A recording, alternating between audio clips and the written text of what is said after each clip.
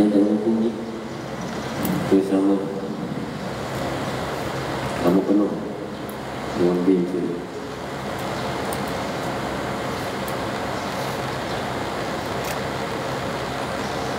Allahumma salli wa sallim wa barik alaihi wa ala alihi sallallahu sallam alaihi. Allahumma barik lana fi Rajab wa Sya'ban wa ballighna Ramadan. Allahumma barik lana fi Rajab wa Sya'ban wa ballighna Ramadan. Allahumma salli ala Muhammad, ya Rabbi salli alaihi wa sallim. Allahumma salli ala Muhammad, ya Rabbi salli alaihi wa sallim.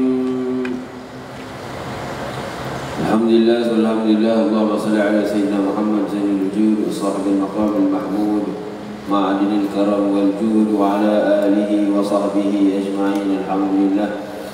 Berpuji bagi Allah Subhanahu wa taala, salawat dan salam atas junjungan besar bagi Nabi Rasulullah sallallahu alaihi wasallam. Alhamdulillah, Allah masih lagi memberikan kepada kita hidayah dan taufik untuk diletakkan di tempat-tempat yang baik bersama dengan orang-orang yang baik, melakukan kebaikan di waktu yang baik. Moga-moga kita terus melakukan kebaikan. Katanya Allah Subhanahu wa taala dalam Al-Quran, wa ta'awanu 'alal birri wat taqwa, saling bantu-membantu kalian dalam perkara-perkara yang meningkatkan ketakwaan, insya-Allah. Jadi anak-anak pelajar yang dikasihi Allah Subhanahu wa taala, saudara muslimin muslimat yang dirahmati Allah, bermula pada bulan ini setiap hari Sabtu kita akan ada pengajian. Boleh faham? Hari Sabtu setelah daripada solat subuh kita ada kelas kuliah yang tetap kitabnya itu setiap minggu hari Sabtu setelah daripada solat subuh. Minggu yang pertama dan minggu yang ketiga, kita akan baca satu kitab yang diberi nama Kitabul Adab. Kitab adab mencakupi 50 adab dalam 50 keadaan. Itu minggu ke berapa? Minggu pertama dan ketiga. Minggu yang kedua akan dipimpin oleh Al-Fadhil Ustaz Darwish untuk pengajian kitab fiqh dengan kitab Safinatul Najah. Kitab Safinatul Najah yang dibawa oleh Al-Fadhil Ustaz Darwish. Minggu ke berapa? Fiqh. Minggu kedua dan keempat. 1, 3 kitab adab, 50 keadaan. 2 dan 4 kitab fiqh yang dipimpin oleh Ustaz Darwish dengan membawa kitab Safinatul Najah. Satu sama semula. Okay, baik. Jadi alhamdulillah, syukur kita kepada Allah SWT, kita akan baca kitab adab yang diambil daripada Anwarul Musharrafah fil adab wal adiyah fil ahwal mukhtalifah. Ini kitab ini disusun dikarang oleh seorang ulama muda namanya Sayyid Muhammad bin Idrus bin Abdullah bin Syekh Abu Bakar bin Salim. Membesar di kota Madinah, belajar dengan Habib Zain bin Sumait, belajar berpuluh tahun dah, 20 tahun lebih belajar dengan Habib Zain bin Sumait daripada umur 12 tahun sampailah sekarang umur dia 40-41 masih lagi belajar dan mengajar. Disebutkan daripada anak-anak muridnya Habib Muhammad bin Syekh Abu Bakar bin Salim ni,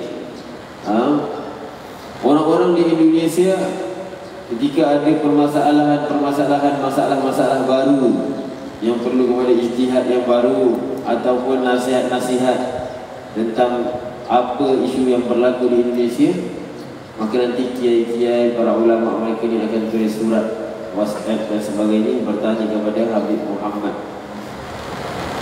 Muhammad Al-Amin dan Syekh Abu Bakar bin Salim ni, pengarang kitab ni yang kita akan baca nanti. Kita akan belikan nanti insyaAllah. Jadi begitu keadaannya. Seorang ulama muda yang masyhur, yang Masya Allah teliti orangnya himmah yang kuat, menulis penulisan, kemudian dicetak kitab-kitabnya itu diguna pakai dan sebagainya. Masya Allah. Jadi kita ambil berbarakah daripada beliau dengan membaca kitab beliau, iaitu kitab adab. Kenapa disesuaikan kitab adab? Kenapa tak ada kitab-kitab yang lain tidak dibacakan, diambil daripada kitab-kitab lain? Kenapa kitab adab? Begitu kita sebagai penuntut ilmu, orang-orang yang sentiasa membesar dengan ilmu, itu perlu diiringi dengan adab. Katanya Imam Hanafi Nu'man bin Thabit, katanya Imam Hanafi, laula Ja'far lahalaka Nu'man. Kalaulah tidak kerana Ja'far bin Muhammad bin Ali bin Al-Abidin bin Husain bin Ali bin Abu Talib itu berkahwin dengan Sayyidah Fatimah, anak kepada Rasulullah SAW, Imam Ja'far Shadiq, ulama keturunan baginda Nabi Rasulullah SAW, laula Ja'far lahalaka Nu'man. Kalaulah tidak kerana Ja'far, maka celakalah Nu'man. Imam Hanafi belajar dengan Imam Ja'far sekejap ni, dalam setahun 2 tahun sahaja, tetapi dia belajar adab. Kalaulah tidak kerana ilmu adab daripada Imam Ja'far, maka habis celakalah Nu'man. Katanya Imam Abu Hanifah, nama dia Nu'man bin Thabit. Jadi insya-Allah mudah-mudahan kita terus istiqamah untuk kita terus bacakan kitab ini. Katanya Imam Hasan Al-Basri, man la adaba lahu la ilma lahu. Siapa yang tidak beradab, maka dia sebenarnya bukan orang yang berilmu. Kerana sebahagian para ulama sebut al-ulama man ittasafa bi'ilmih. Orang-orang alim, ulama, mereka yang bersifat dengan ilmunya, perwatakannya itu sesuai dengan ilmunya. Kalau ilmu, Masya Allah, kefahaman, hafalan banyak, Masya Allah, kata-katanya Masya Allah, fasih, tapi tidak beradab, itu bukan tanda-tanda daripada orang yang alim. Al-alim man ittasafa bi'ilmih. Orang yang alim adalah orang yang bersifat dengan ilmunya, ilmu yang bermanfaat itu tadi. Sebab itu Imam Hasan Al-Basri kata apa? Man la adaba lahu la ilma lahu. Siapa yang tidak ada adab, sebenarnya dia tak punya pun, dia tidak ada ilmu. Maka katanya Imam Malik dalam riwayat yang lain, Imam Malik bin Anas. Siapa Imam Malik? Pendiri mazhab Maliki. Imam Malik belajar dengan Imam Hanafi. Kemudian datang Imam Syafi'i, tak sempat dengan Imam Hanafi, maka Imam Syafi'i Muhammad bin Idris belajar dengan Imam Malik di Madinah. Kemudian datang Imam Ahmad Hanbal belajar dengan Imam Syafi'i. Katanya Imam Malik kepada Imam Syafi'i, ya Muhammad. Itu namanya Imam Syafi'i siapa? Siapa nama Imam Syafi'i? Muhammad bin Idris. Hafal. Muhammad bin Idris nama Imam Syafi'i. Nama Imam Maliki, Malik bin Anas. Nama Imam Hanafi, Nu'man bin Thabit. Nama Imam Hanbali apa? Imam Ahmad Hanbal, Ahmad bin Hanbal. Mazhab Hanbali, Ahmad bin Hanbal. Dapat semua? Tak dapat, tanya orang sebelah. Tulis, buat catatan. Nanti Ustaz akan semak satu persatu kita untuk. Jangan biarkan kosong kita pun. Apa? Abu Arif? Imam Syafi'i Muhammad bin Idris Syafi'i daripada bangsa Quraisy. Katanya Rasulullah SAW, alim Quraisy yamla'ul arda ilman. Nanti akan datang orang yang alim, Masya Allah, daripada bangsa Quraisy, yamla'ul arda ilman, memenuhi bumi ini dengan ilmu dia. Orang tercari-cari siapa alim Quraisy tersebut, orang yang alim tersebut. Maka ketika lahir Imam Syafi'i, tersebarnya ilmu dan dakwah Imam Syafi'i, seluruh hampir daripada maka mazhab Imam Syafi'i ini yang tersebar luas, yang paling banyak digunakan oleh umat Islam, itu dia mazhab Imam Syafi'i. Maka orang pun sedar siapa yang dikatakan Rasulullah SAW alim Quraisy yamla'ul arda ilman.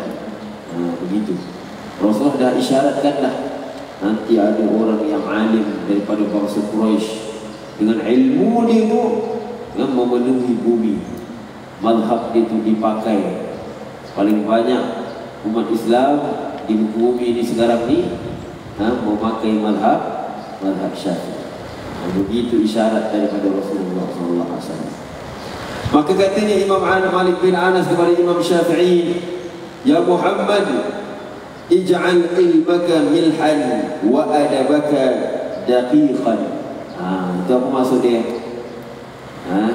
Ij'al ilmaka, ya Muhammad, jadikan ilmu kau tu seperti garam, tetapi adabnya kau seperti tepung. Apa makna dia? Agimi? Faiz, apa makna dia? Kita kalau kita buat roti, tepung banyak ke garam banyak? Tepung banyak. Jadi adab tu perlu lebih banyak daripada ilmu. Katanya Imam Malik kepada Imam Syafi'i Muhammad bin Idris, ya Muhammad, ij'al ilmaka milhan, jadikan ilmu kau tu seperti garam, wa adabaka daqiqan, dan adab-adab yang kau tu seperti apa? Seperti tepung. Daqiq ni tepung. Biar adab banyak, jangan ilmunya yang banyak. Ilmu banyak juga Masya Allah, tapi adab perlu melebihi daripada ilmu. Dia beradab, dia tahu tata tertib, dia berbudi, dia berbahasa. Kalaulah garam itu lebih banyak daripada tepung, ilmu itu lebih banyak daripada tepung, rosak tak adunan roti itu tadi? Rosak. Jadi seseorang itu ketika ilmu sahaja yang dia kejar-kejarkan tanpa dia mempelajari adab, rosak dia. Sebab itulah ilmu perlu diiringi dengan adab. Tapi sebahagian para ulama menyebut yang pertama sekali adalah ilmu. Kerana kalau bukan ilmu, tak kenal kita adab. Tapi adab disentiasa mengiringi kepada ilmu. Kalau adab tidak mengiringi kepada ilmu, rosak. Berapa ramai hari ini orang-orang yang disebut alim, yang disebut cendekiawan, bijak pandai, dengan diri dia tersebar ilmu daripada diri dia, tetapi tidak mendapat kebaikan, bahkan mendapat kerosakan. Lagi banyak ilmu yang tersebar daripada diri dia, lagi banyak kerosakan yang berlaku. Kerana apa? Disangka-sangka dia memberi manfaat kepada manusia, rupanya dia menyebarkan kerosakan. Kerana dalam dia menyampaikan ilmu, dalam dia berfungsi dengan ilmu dia tu, dia tidak beradab dalam kehidupan dia, bahkan boleh menjadi fitnah.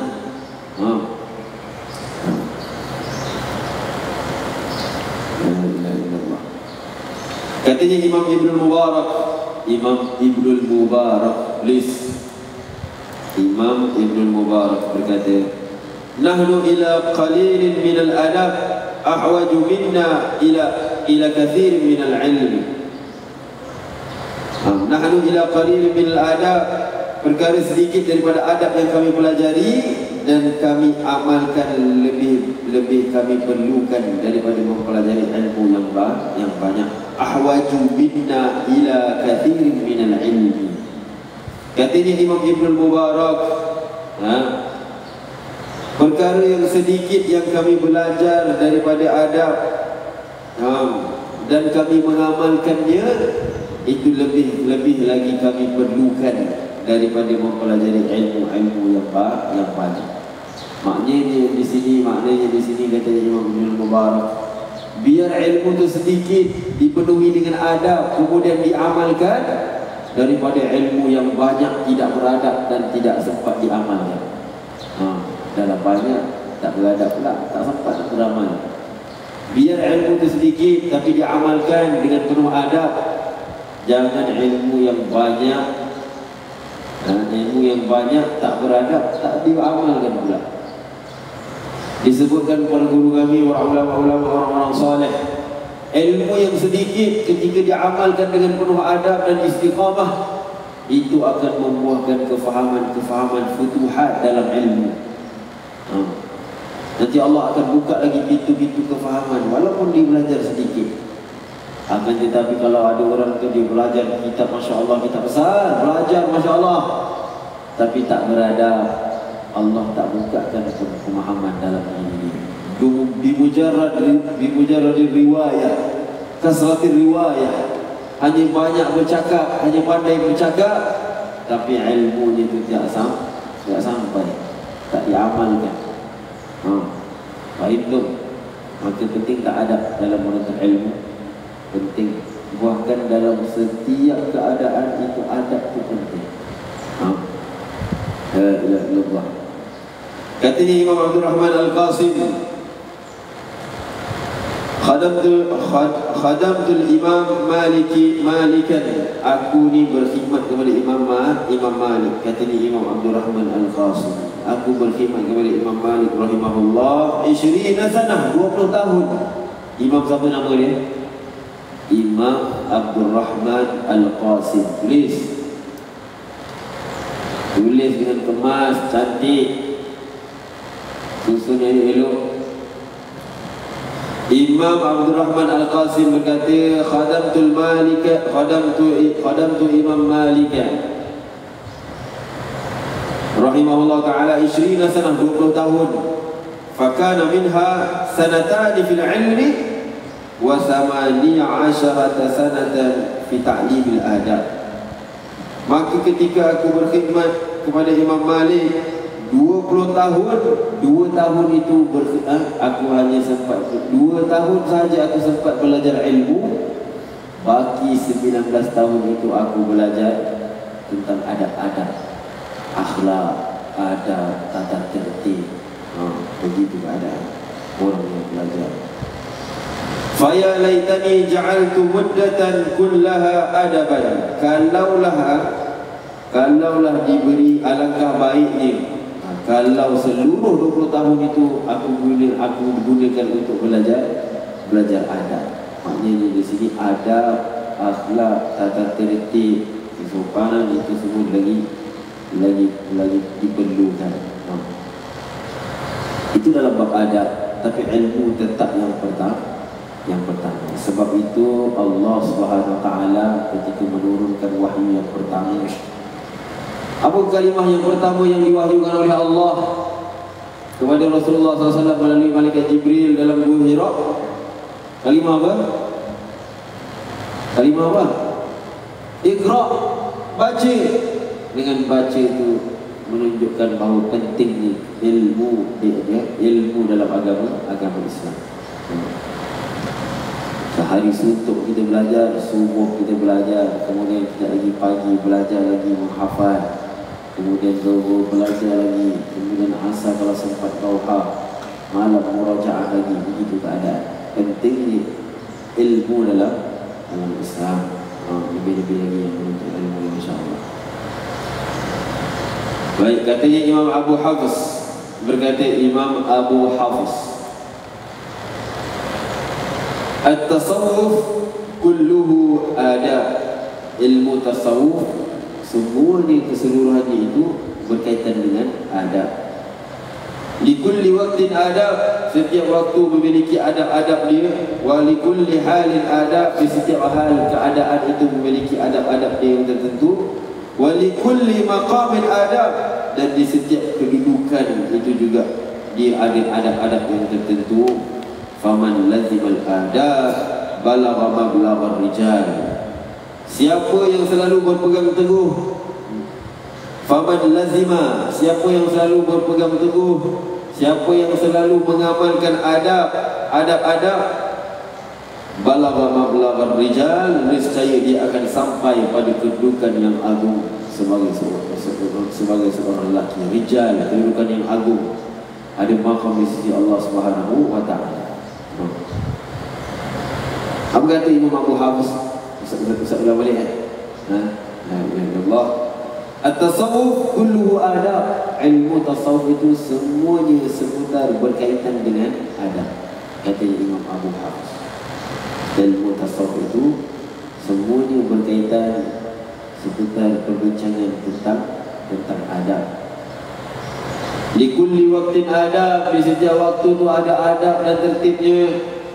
Walikulli halin adab, di setiap hal dan keadaan itu ada adab-adab dan tertibnya. Walikulli maqamin, di setiap kedudukan itu ada keadaan dan tertibnya. Faman lazimal adab, siapa yang melazimi, siapa yang mengamalkan adab-adab dan akhlak, sentiasa memikir dalam setiap waktu itu, dia memikir apa adab-adab yang perlu buat. Balagha mablagha rijal, maka dia akan sampai kepada satu tahap kedudukan sebagai seorang yang agung, yang dimuliakan oleh Allah di hadapan Allah Subhanahu wa taala.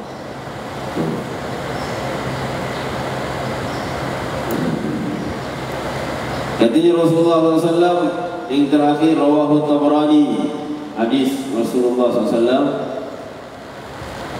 ma ala ahadikum idza tasaddaqa bi sadaqatin tatawwa'an ay yaj'alaha an abawayhi fayakuna lahumā ajruha wa la yanqusa min ajrihi syai'an.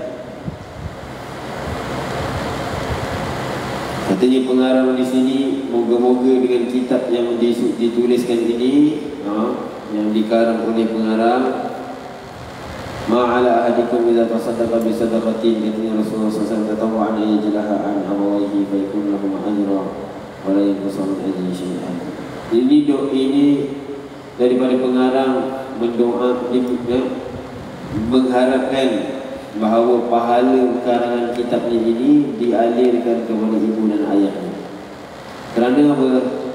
Kerana imam, katanya Rasulullah SAW, ma'ala ahadikum, alangkah baiknya jika seseorang daripada kalian idza tasaddaqa bi sadaqatin, kalian itu bersedekah dengan sedekah yang sunnah. Maksudnya bersedekah yang sedekah tu bukan yang wajib. Kalau sedekah wajib itu nama dia zakat dari segi bahasa ni. Kalau sedekah sunnah, sedekah yang biasa-biasa, tatawwa'an, pemberian yang biasa tu, ayyaj'alha, sebagai apa? Sebagai hadiah kepada ibu dan ayah mereka, an abawain, fayakuna lahuma ajruha. Ketika dia bersedekah, niatnya itu untuk orang tuanya, maka pahalanya itu mengalir kepada ibu dan ayahnya.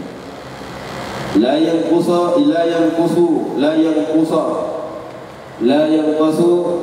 min ajrihi syai'an, tidak kurang sedikit pun daripada pahala dia bersedekah. Begitu keadaan anak-anak yang soleh, memberi manfaat kepada ibu dan ayahnya walaupun ibu dan ayah dia telah meninggal. Ketika dia melakukan kebaikan, bersedekah, membaca Al-Quran dan sebagainya, walaupun tidak diniatkan kepada ibu dan ayah, katanya Imam Syafi'i, itu tetap juga mengalir pahala dia. Seperti mana antum hari ini belajar baca Al-Quran, itu mengalir pahala kepada ibu dan ayah.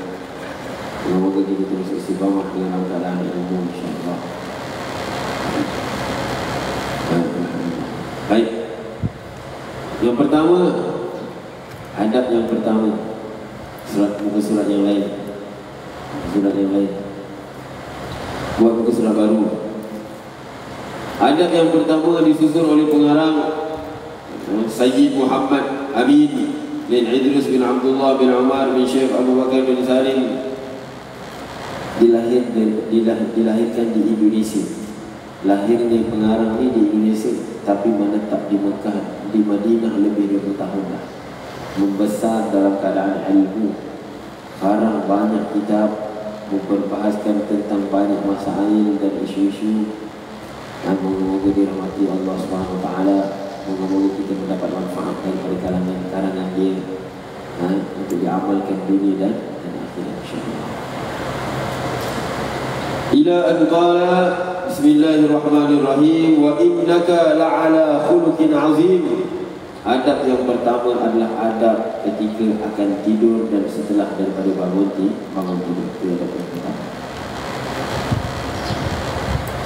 Adab ketika akan tidur dan setelah bangun daripada tidur. Tulis ini dulu.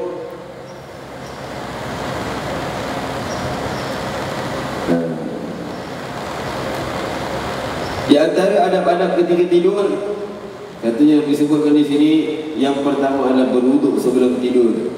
Itu adab yang pertama sebelum tidur. Berwuduk sebelum tidur.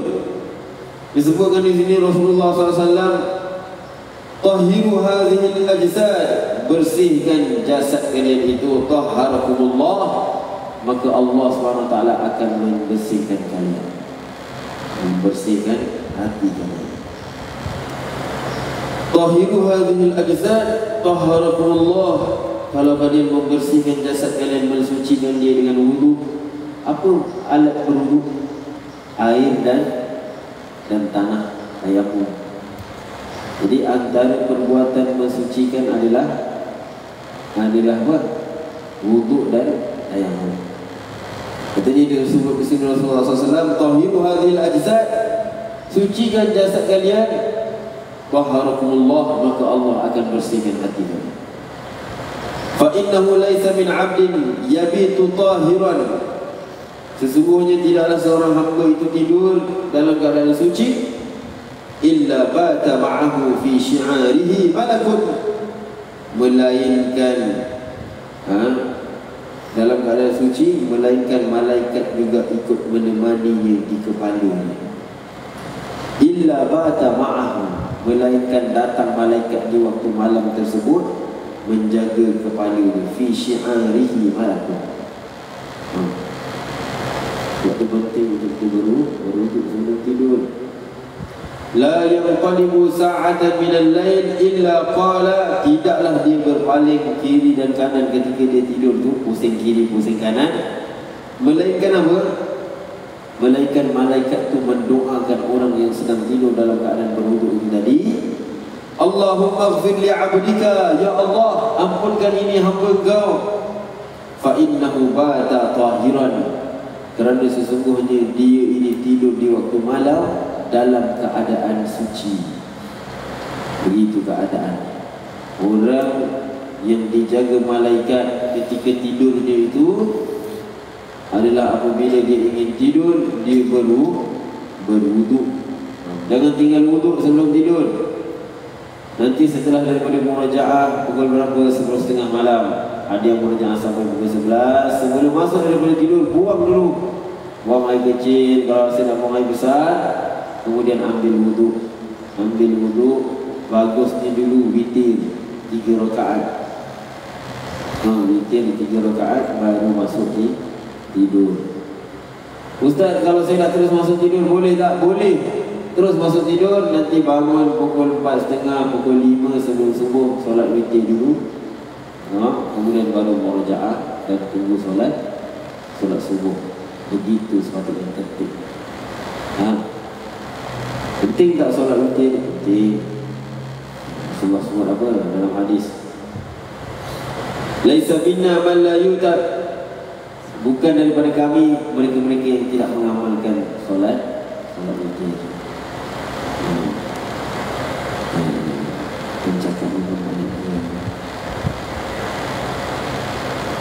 Jadi berwuduk dulu adab yang pertama sebelum tidur. Kemudian Rasulullah sebut di sini dalam hadis yang lain, an Abi Darda, hadis ini hadis mauquf. Hadis dia ada 4 darjat. Yang pertama sahih, yang kedua hasan, yang ketiga apa? Dhaif, yang keempat maudhu'. Bawah daripada itu tak ada. Sahih, hasan, dhaif, maudhu'. Maudhu' ni tak boleh digunakan pakai, kerana dia hadis yang direka-reka bukan daripada lisan Rasulullah SAW. Adapun hadis dhaif, boleh pakai tak hadis dhaif? Boleh pakai tak hadis dhaif? Boleh pakai. Boleh pakai hadis dhaif untuk fadailul a'mal, untuk beramal.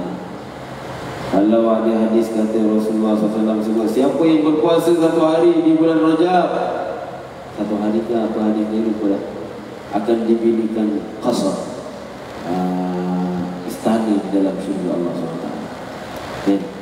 Itu status hadis dhaif. Allahumma barik lana. Doa makan apa?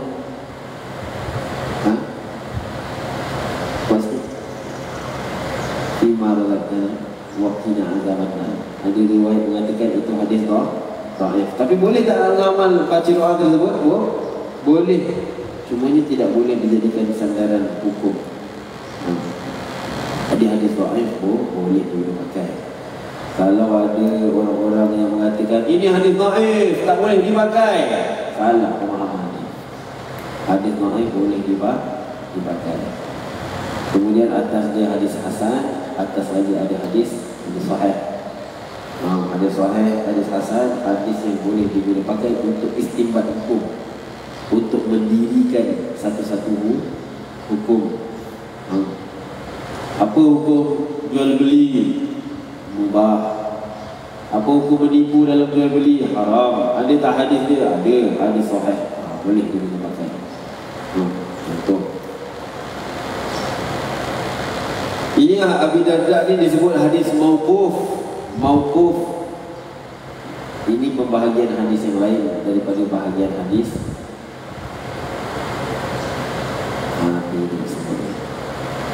Hadis sahih itu hadis kita. Pembahagian yang lain. Mauquf dia ada mauquf, dia ada marfu', dia ada maqtu'. Sanad dia.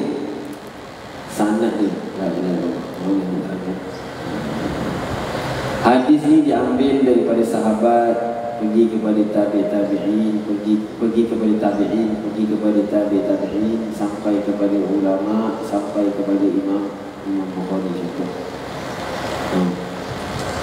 Jadi dia ada hadis mauquf, sanad itu sampai kepada Rasulullah SAW. Ada contoh hadis yang lain, sanad dia sampai dekat sahabat tak ada, daripada tabi'in terus naik kepada Rasulullah. Ataupun diriwayatkan oleh sahabat, tak diriwayatkan oleh Rasulullah. Itu ada pembahasan dia. Itu antaranya hadis mauquf, hadis marfu'. Lupa dah itu. Hadis marfu', ada maqtu', terputus, dan sebagainya, insya-Allah. Disebutkan di sini, idza nama al-'abdu 'ala taharah rufi'a ruhuhu ila 'arsy. Ketika seorang hamba itu dia tidur dalam keadaan suci, maknanya dia berwuduk sebelum tidur.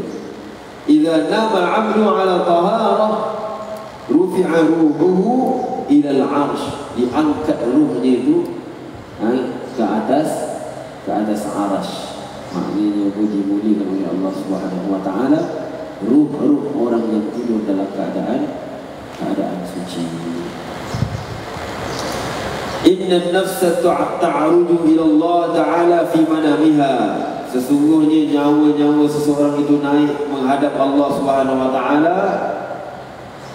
Fama kana tahiran sajada tahta al-'arsy. Siapa yang tidur dalam keadaan suci, maka diizinkan rohnya itu untuk sujud di bawah arasy. Wa makana ghaira tahir, siapa yang tidur dalam keadaan dia tidak bersuci, taba'ada fi sujudihi, dia dilarang. Siapa yang tidur dalam keadaan yang tidak suci, maka sujud dia itu jauh daripada arasy.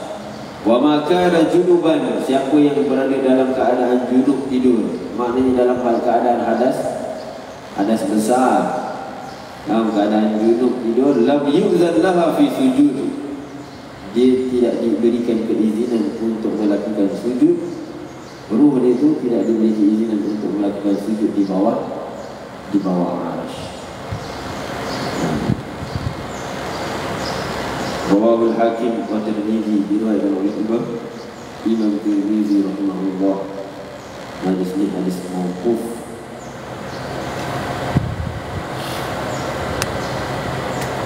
Apa? Ya, simpan saja. Ya. Yang penting ada.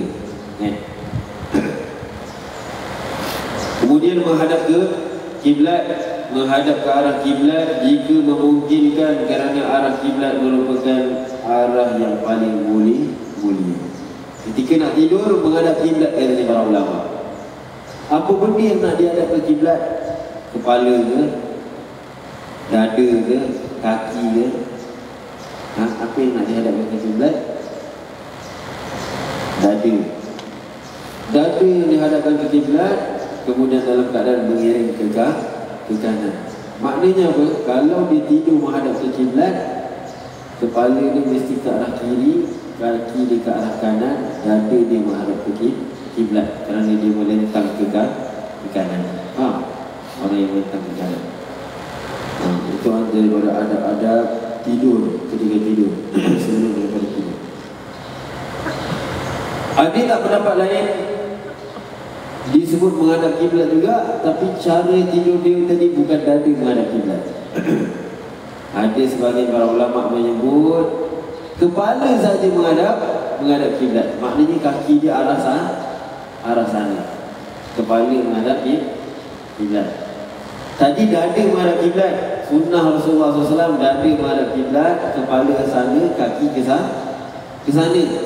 Tapi ada sebahagian para ulama menyebut itu antara cara tidur yang baik, kepala menghadap ke kiblat. Ada juga pendapat lain kata apa? Kaki menghadap ke kiblat, maknanya kaki arah sana, kepala ke sana.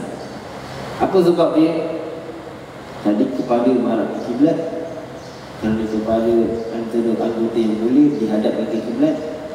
Tapi sekarang ni kaki yang menghadap ke kiblat, kepala dekat arah balik pertentangan yang kiblat. Apa sebabnya? Katanya para ulama, itu antara keadaan tidur yang bagus. Kalau tak boleh mengiring ke kanan, dada menghadap ke kiblat. Kalau tak boleh juga kepala menghadap ke kiblat, kaki cuba menghadap ke kiblat, kepala di sana. Kerana apa? Kerana nanti ketika dia terus bangun daripada tidur, automatik dada dia, kepala dia menghadap ke kiblat. Itu pendapat ini. Kalau tak mampu, ada orang sakit bahu ke apa ke, tak boleh dia nak tidur mengiring, ataupun tempat sempit, ada keadaan-keadaan yang membuatkan dia tak boleh nak menghadap ke kiblat kepala dia, maka kaki dia menghadap ke kiblat, kepala dia ke sana. Antara cara tidur yang baik. Kenapa baik? Kerana ketika dia bangun daripada tidur, automatik dada dia dah menghadap ke kiblat.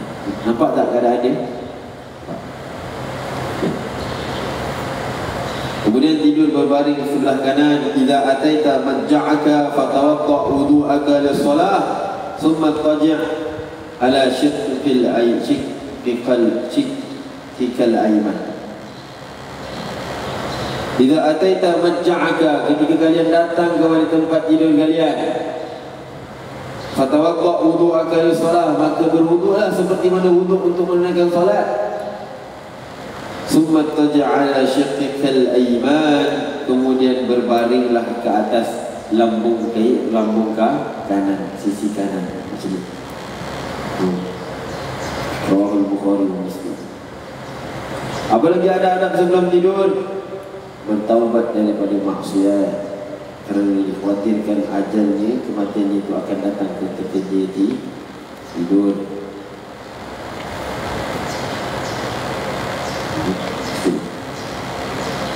Kemudian yang seterusnya, niat bangun sebelum fajar subuh supaya dapat melaksanakan solat tahajud. Ada orang dia tak payah pun nak set jam bangun sebelum subuh. automatik pukul 5 tepat dia terjaga. Kerana apa? Kerana daripada sebelum dia tidur tu dia dah niat dah. Dia niat yang kuat dalam hati dia. Dengan niat yang kuat tu tadi, maka Allah menggerakkan di tubuh dia untuk terjaga pada pukul 5. Niat sungguh-sungguh. Kerana begitulah sunnah Rasulullah SAW. Rasulullah SAW kebanyakannya hari Rasulullah akan tidur terus setelah daripada solat Isyak. Lepas solat Isyak Rasulullah terus tidur. Kalau tak ada apa-apa perkara pekerjaan yang lain, Rasulullah terus tidur. Kemudian Rasulullah bangun bila 1/3 malam yang terakhir. Rasulullah pun bertahajud, qiyamul lail dan sebagainya. Kemudian nanti ketika masuk azan fajar, azannya fajar, Rasulullah solat sunat 2 rakaat. Setelah daripada solat sunat 2 rakaat, Rasulullah akan berbaring, tak tidur, berbaring saja. Nanti qomat baru Rasulullah ada. Kita nanti jangan baring pula. Lepas azan tak sesuai, tengok keadaan, tengok pada keadaan. Kalau dirasakan sesuai, kalau kita nak beramal ramai-ramai, nanti kita boleh buat, insyaAllah.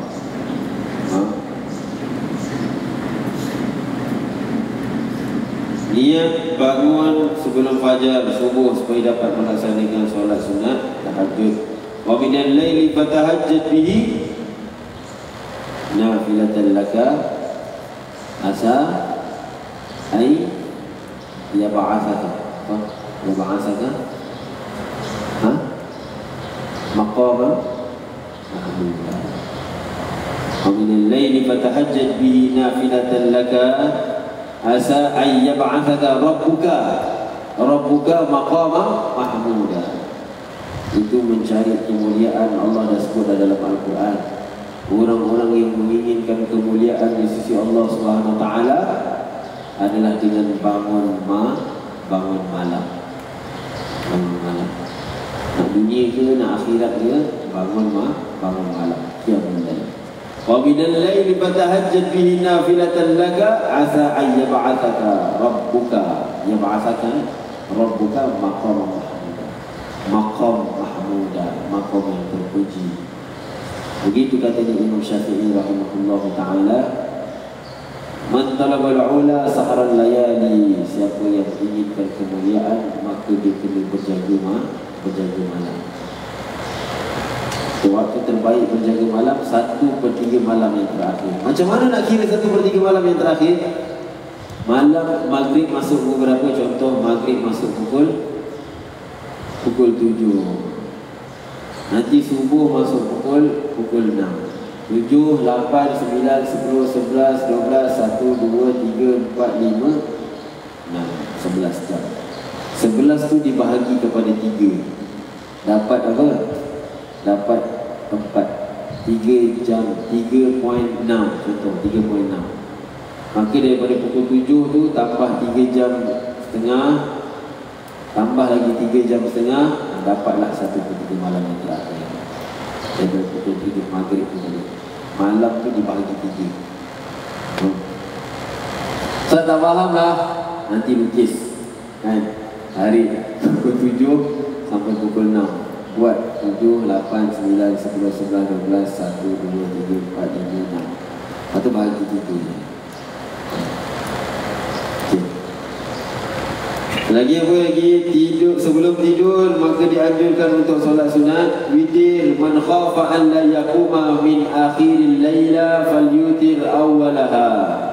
Siapa yang takut, dikhawatirkan dia tak boleh bangun akhir malam untuk berqiyamul lail, solat witir, maka dia boleh solat witir sebelum daripada tidur.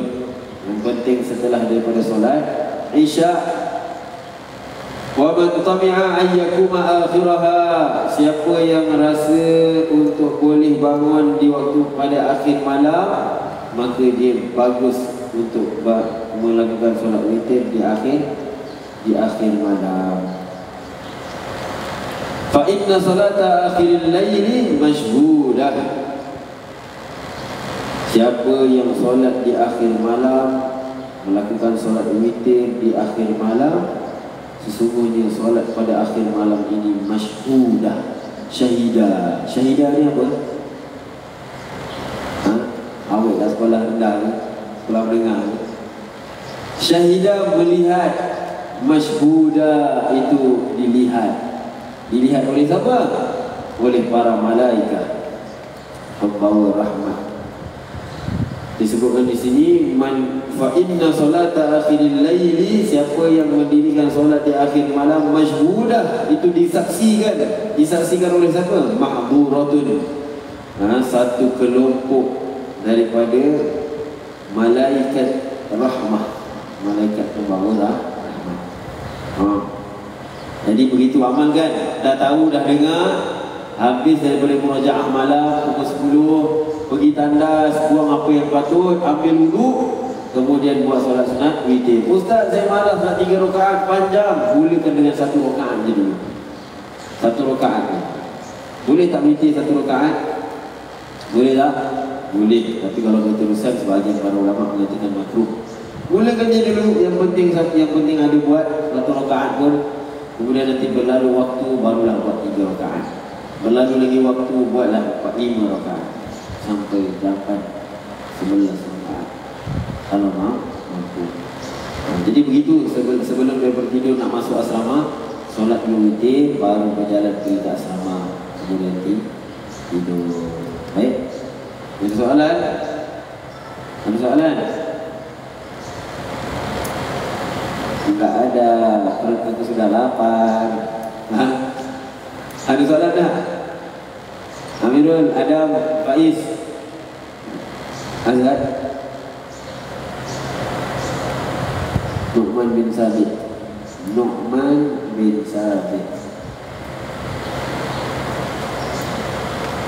Imam Maliki, Malik bin Anas. Imam Hanafi, Imam Syafi'i, Muhammad bin Idris. Imam Hanbali, Ahmad bin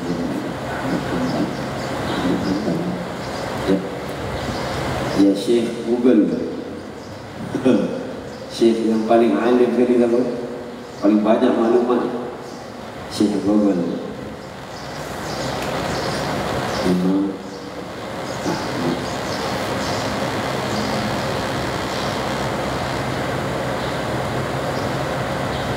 Ahmad bin Hanbal. Itu Imam Hanbal namanya Ahmad bin Hanbal. Imam Syafi'i, Aiman, Imam Syafi'i nama apa? Muhammad bin Idris. Ahmad, Imam Ahmad Hanbal nama apa? Ni yang gini. Imam Maliki nama apa? Malik bin Anas. Iman Atif. Imam Hanbali nama apa?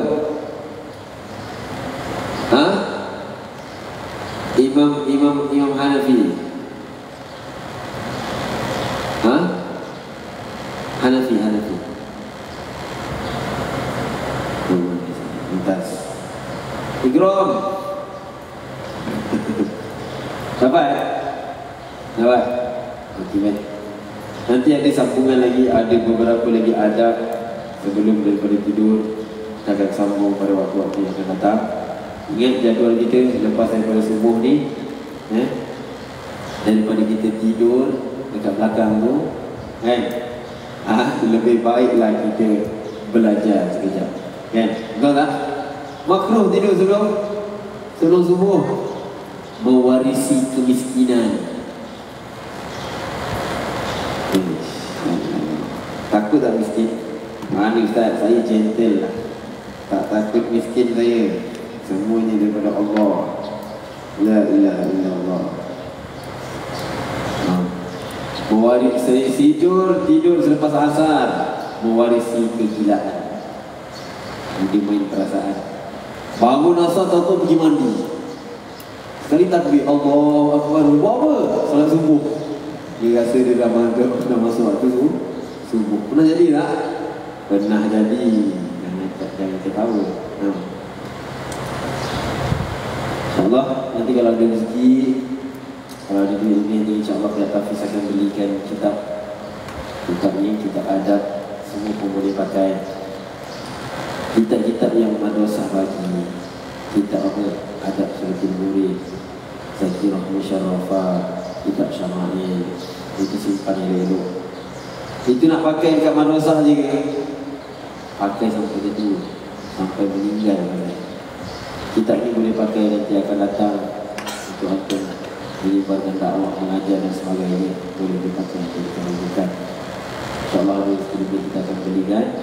Macam biasa, 1 minggu pertama dan minggu ketiga setelah daripada solat subuh, hari Sabtu.